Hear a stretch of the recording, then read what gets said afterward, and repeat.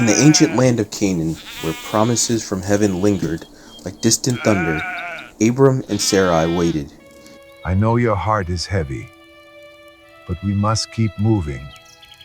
Years had passed since God vowed to make Abram's descendants a great nation, yet Sarah's arms remained empty, no child, no heir.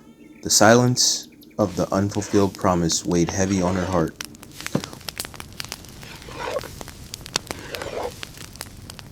Are you just gonna stand there? What are you doing? Look at that crisp skin. Your secret. One day, Sarai turned to her husband with a plan born of desperation. "The Lord has kept me from bearing children," she said, her voice steady but edged with sorrow. "Take my Egyptian servant Hagar and sleep with her, and perhaps through her I can build a family." Abram listened to the voice of his wife and agreed. So Sarai gave Hagar to Abram as a wife, and he lay with her. Soon Hagar conceived, but joy quickly turned to tension when Hagar realized she carried a child. Her gaze towards Sarai changed. She began to despise her mistress. The servant now held what her mistress longed for most, and pride swelled in her heart. This is not what I asked. I can't take this anymore. I just can't do it. Sarai, wounded and furious, cried out to Abram. You are responsible for the wrong I suffered. I placed my servant in your arms, and now she looks down on me. Let the Lord be the judge between us both. Abram replied calmly yet firmly, "Your servant is in your hands. Do with her as you please." And so Sarah dealt harshly with Hagar, words sharp as thorns, Get out of my sight before I end you.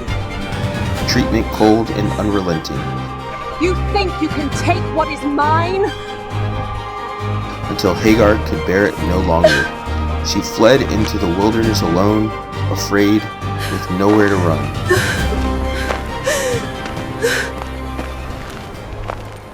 There, by a spring of water along the road of Shur, angel of the Lord found her. "Hagar, servant of Sarai," he called, "where have you come from, and where are you going?" Trembling, she answered, "I am running away from my mistress Sarai." But the angel spoke with gentle authority, "Return to your mistress and submit to her." Then came the promise that changed everything. "I will multiply your descendants so greatly they cannot be counted. You are with child, and you will bear a son. Call him Ishmael, hence God hears. For the Lord has heard your misery." He foretold the boy's future, a wild, free spirit, living in hostility towards his kin, yet fiercely alive. Overwhelmed, Hagar gave the Lord a name of wonder. "You are the God who sees me." She realized in that lonely place that she had seen the one who truly sees her, every tear, every wound, every hidden fear. So the well where grace met her was named Bir Lahai Roi, the well of the living one who sees me. And in time, Hagar bore Abram a son and named the boy Ishmael. Abram was 86 years old. This story echoes in our own lives, reminding us that waiting on God's promise can test the deepest places of our hearts. When fear whispers that time is running out, or when we try to force His hand through our own plans, conflict and pain often follow. Yet even in the wilderness of our mistakes, when we run, when we hurt others, or feel unseen, God pursues us. He hears the cry of the afflicted. He sees the overlooked.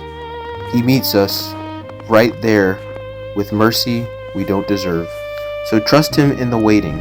Return to His path, submit to His timing, and rest in the truth that God, who saw Hagar by the desert spring, is the same God who sees you every detail, every doubt, and He is still writing a story of redemption through your life.